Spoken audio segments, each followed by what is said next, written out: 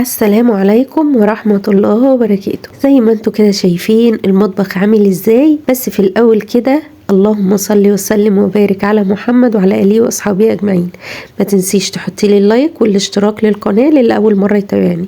زي ما انتوا شايفين المطبخ عامل ازاي، في شوية مواعين كده كنت عاملة قبلها بيوم جاتو، فطلع بقى مواعين وطلع بقى شوية الصواني بتاعة الكيك والحاجات اللي انا كنت بستخدمها لتزيين الجاتو والحاجات دي كلها. كنت بقى قلت تعبت وما قدرتش ان انا اصبنهم، وقلت تاني يوم كده قلت بقى هتنشط كده واصبنهم. بس قبل كده اما اصبنهم قمت الصبح بدري وديت بنتي الامتحان وقلت اطلع على السوق، جبت سبانخ وجبت خضرة وجبت طماطم بس كده. وبعدين بقى قلت بقى قبل ما ابتدي في الاكل اروح منضفه المطبخ واخمسكه كده واخليه زي الفل، بحيث اما انا اجي اقف في المطبخ مبقاش واقفه متضايقه والاقي فيه كراكيب. وفعلا ده اللي حصل، نضفته وخلصته بقيت واقفه مرتاحه. وبعد ما خلصت بقى كنت انا واخده دور برد كده شديد وراح مني الحمد لله، بس سايب اثر بسيط في بلغم على صدري وكحة كده خفيفة. فما باجي اكح فالبلغم بيضايقني بصراحة، فمأثر عليا برضو. فالحمد لله على كل حال. فقلت بقى بعد ما خلصت انا لقيت نفسي بعد ما خلصت الاكل والنزول وكده جيت على اخر اليوم بصراحة تعبت بقى وما بقتش عارفين لو كان في مواعين مكنتش هقدر اصبنها لان انا كنت تعبانة بجد.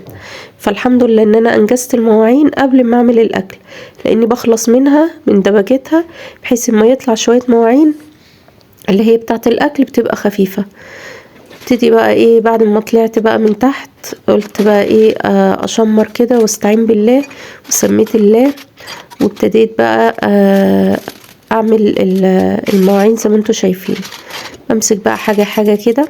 ولو وصلت لحد هنا للفيديو ما تنسيش تعملي لي اللايك والاشتراك للقناة وتفعيل الجرس عشان يوصلك كل جديد. انا بفرغ الحوض كده عشان اصبن براحتي ما يبقاش متبهدل. ما اجي اصبن المواعين اجي اشطف هحط في الحوض. طبعا الابيض دوت ده كريم شانتيه، ما كنت بعمل جاتو، كنت جاتو عاملاه حلو قوي. انزل لكم الطريقه بتاعته ان شاء الله باذن الله بس بعد ما اخلص الفيديو ده وهيعجبكم. بجيب بقى كده الليفه واصبن بقى المواعين والاطباق. حبايب قلبي اللي يوصل معايا لحد هنا يعمل لي لايك واشتراك للقناه للي اول مره يتابعني. مش هتخسري حاجه اما تعملي لي لايك واشتراك، انتي بتدعميني وبتكسبي ثواب في نفس الوقت. ما تعرفيش اللايك ده بيعمل ايه معايا للفيديو. بيبقى سبب ان انتي بترفعيني على اليوتيوب، بيبقى ممكن حد بيشوفني فانتي بيبقى كده خدتي ثواب ان انتي ساعدتي حد ان هو يتشاف على اليوتيوب. ف دعم منك ان انتي تعملي لي لايك للفيديو. واشكرك اللي يعمل لي لايك للفيديو، اشكره جدا جدا جدا، وربنا يا رب يجعله في ميزان حسناته. انا كده هنا بصبن المواعين الاول اللي هي الاطباق، بخف الحوض لان الحوض عندي المطبخ صغير جدا. انا روقت الرخامه فمش عاوزه اكركب حاجه على الرخامه خالص. انا عندي صفايه للحوض للمواعين، الصفايه دي انا بصفي بيها المواعين، بس بصراحه شايلاها ليه بقى؟ عشان اما باجي اصب المواعين عندي عيب الحوض انه بيجري في الميه لاخر الحوض على اليمين كده. فميه مره على مره بلاقي الصفايه من تحت الحوض، من تحت الصفايه بتعبي ميه، فبيبقى عليها مواعين كتير بتتصفى. فبتبقى تقيله عشان ان انا ارفع الصفايه وازيح من عندها الميه اللي هي الراكده دي، فبتبقى رخمه جدا. بضطر ان انا اخلي المواعين تتصفى وبعدين اشيلها وبعد كده اشيل الصفايه دي. فرحت شايلها بصراحه، بس احتمال ارجعها تاني لاني بصراحه ايدي ورجلي وبتنفعني جامد جدا. اما باجي بصفي على الستاند اللي انتوا هتشوفوه اللي انا بصفي عليه دلوقتي حالا. ده ستاند انا عاملاه بشرايط كده محملاه على الشماعه، شماعه كده مركباها على الحيطه. عارفين اللي هي بتاعت الحامل بتاع الخزين بتاع البصل والثوم وكده، الشيالة. فانا خدت منها واحدة وعملتها كده زي رف كده على فوق الحوض يعني. بتنفعني اوي للاطباق الصغيرة اللي زي كده، الاطباق البلاستيك، الكوبايات في المطبخية من فوق، بتنفعني الحاجات زي كده. اما الحلل بقى والكزرولات والحاجات دي كلها، اما كنت حاطه الصفايه كنت حاطاها بصفي عليها على الصفايه دي اللي انا بقول لكم عليها. انا بحاول بقى انجز واحده واحده كده في مقاطع، ان انا باكلها من الفيديو عشان ما اطولش عليكم الفيديو. اما المواعين بتكتر علينا بتبقى صعبة قوي. عارفين اما الواحد بيغسل مواعين اول باول كده بتريحنا جامد جدا، بتنجز معانا، ما بتخليش مواعين تتراكم. يعني عارفين لو كوباية بتخلصيها بتنجز معاكي، يعني ما تحسسكيش، ما بيكومش عليكي مواعين. اما بقى تحطي كوباية وبعديها معلقة وبعديها طبق وتقولي شوية كده اغسلهم، وبعد كده معلقة وطبق وكوباية وحلة، تلاقي تل مواعين. بصوا بقى هنا بقى احلى انجاز، اما تلاقي شوية مواعين وبعد كده يقلوا لحد ما تلاقيش حاجة خالص في الحوض. والطبق ده البنك ده برضو انا بحطه كده، انا ما بحطش فيه صابون خالص، لان انا حطاه تحت الحنفية، لان عندي الحنفية بتنقط مية، مش عارفة بصراحة من الفلتر ولا مع ان انا والله ما بستخدم الفلتر، بقالي كتير ما بستخدمش الفلتر، لان الفلتر عاوز يتغير الشمع بتاعه. انا كنت الاول لما كنت بستخدم الفلتر ما كنتش بستخدمه الا لما اغلي ميه سخنه، يعني بنزل ميه سخنه من الحنفيه من السخان، تخش بقى في الفلتر تعقمولي شويه. بس بصراحه بقى لي كتير ما غيرتش الشمعه، فركنته، يعني خايفه ان انا استخدمه، فلازم ال3 شمعات يتغيروا كلهم. وفي نفس الوقت عاوزة بقى برضو اغير نظام شكل الحوض، اغيره بقى في يعني بدل ما احط اصفي المواعين في الرف او الحامل اللي انا بقول لكم عليه معلقه على الشماعه ده، احط عليه ورد، ازينه بحاجات ديكورات كده، بدل ما يعني ما احط عليه مواعين واصفي عليه مواعين. اشيل الفلتر برضو شكله بيبقى صعب جدا، عاوزة الحيطة كده تبقى فاضية كده وجميلة. يعني اعمل شوية تجديدات في المطبخ كده بحيث ان هو كده رقيق وهادي وما يبقاش فيه كركبة كتير، لان انا من النوع اللي ما بحبش الكركبة في قلب المطبخ، وخصوصا ان مطبخي صغير جدا جدا يعني. فدلوقتي بقى انا خلصت كده المواعين وغسلت الحوض، واللي اتصفى وبعدين شلته، حاجات بسيطة اللي سايباها تتصفى. وكنت بقى جايبة من تحت سبانخ وانا جاية بغسلها بقى، بشيل كده الازعاج بتاعتها وبغسلها كويس جدا. بصراحة السبانخ دي كنت جايبة ال4 و10 جميلة جدا من ست كده فلاحة كل 3 بتقعد على جنب، يعني جنب جامع كده. عندها بقى جبنة قريش وعندها لبن، بصراحة اللبن بتاعها جميل، بتبيعه بصراحة ب27 جنيه بس حلو جدا ما شاء الله، جميل جدا. كان عندها سبانخ، كان عندها بتنجان، كان عندها جزر، كان عندها شوية حاجات حلوين بصراحة. بس انا جبت بقى السبانخ زي ما انتوا شايفين. بصوا الورقة بتاعتها صغيرة وجميلة، مش الورقة اللي هي الكبيرة. وانا ماشية بعد ما جبت من عندها عديت على كذا خضرية، ببص كده الاقي عندها السبانخ الورقة بتاعتها عاملة زي البرطوشة كده كبيرة، اما دي ورق فلاحي كده حلو، يعني متهيالي ما فيهوش كيماوي، ما يعني زرعة طبيعية. بس كده غسلتها بقى كويس جدا، مع انها هي كانت زي القشطة وزي الفل ما فيهاش اي حاجة، بس طبعا لازم ان انا اغسل الخضرة كويس جدا. وجبت الخضرة بتاعتي بقى شبت وكزبرة، وكنت جايبة حزمة بقدونس برضو، لاني بحب لما باجي احط على الجبنة القريش بحب اقطع بقدونس يعني، وعشان كليتي كمان بتوجعني شوية، فبحب ان انا اغلي شوية بقدونس، حلوة قوي للكلى، نضف الكلى وجميلة يعني بصراحة. بس كده بغسلهم بقى كويس جدا. بحاول ان انا يعني من عادة لما باجي اغسل الخضرة والخضروات عامة بحب اغسلها كذا مرة، ادلق عليها مية وادعكها بايدي كده، وبعدين ادلق المية واغير مية نظيفة احب اعقمها يعني بالميه كتير.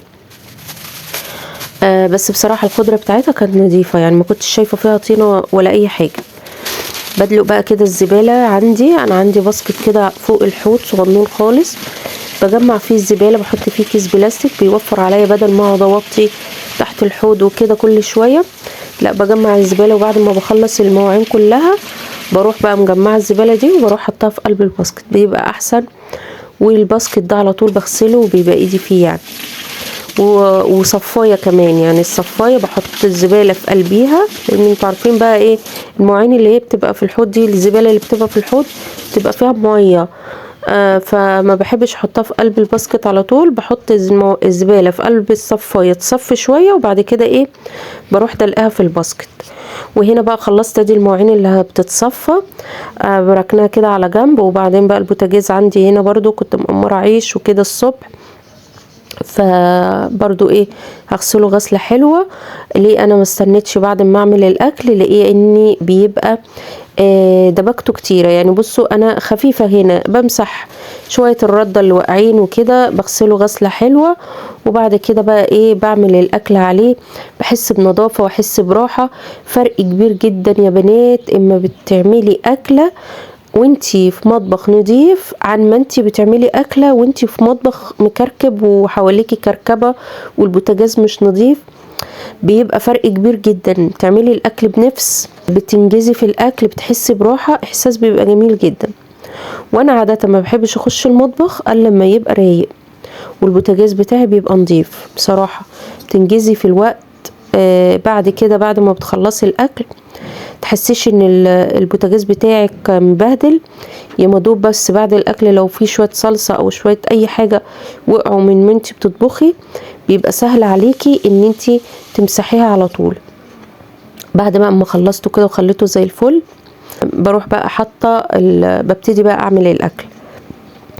الطماطم معايا كانت جامده شويه، فبحب ان انا يعني اديها غلوتين على النار بتطرى شويه معايا عشان تبقى سهله على الخلاط.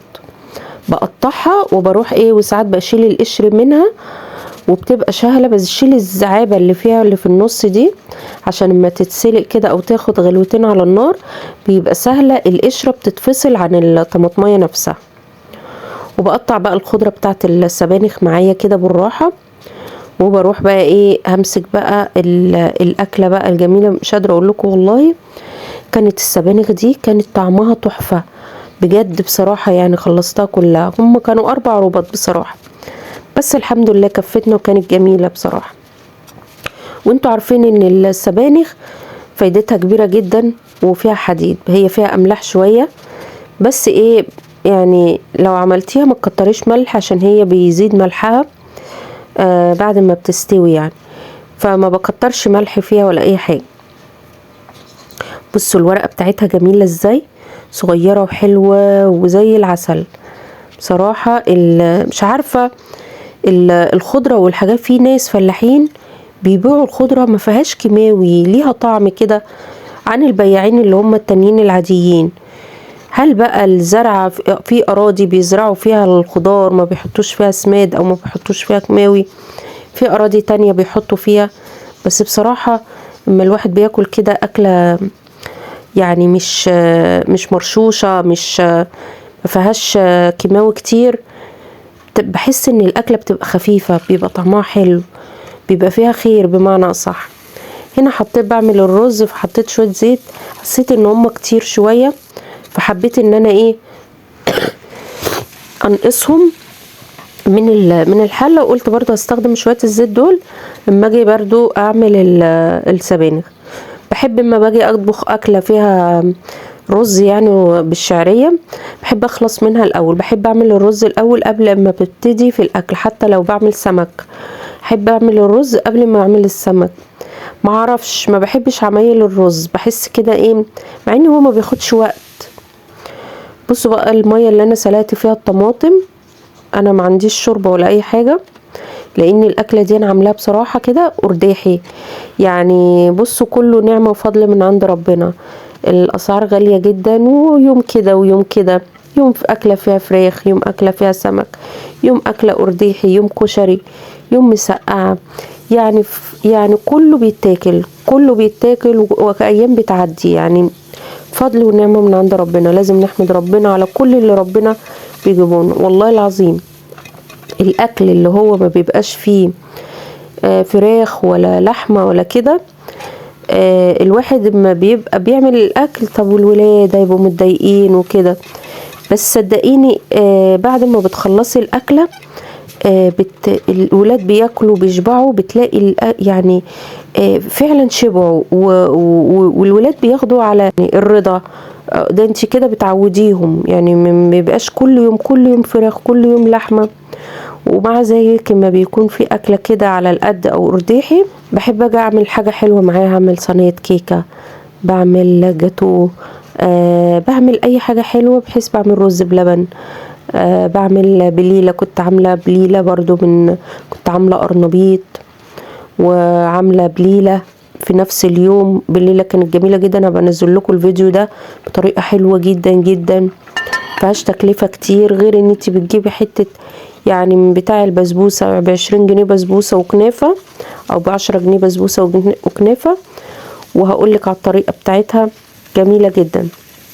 هنا بعمل طشه بقى للسبانخ، بتفرق جامد جدا في السبانخ، طشه كده زي بتاعه الملوخيه، بس بتخليها جميله جدا وطعمها حلو قوي قوي الطشه دي، مع ان هي ما كانتش محتاجه بصراحه اي حاجه.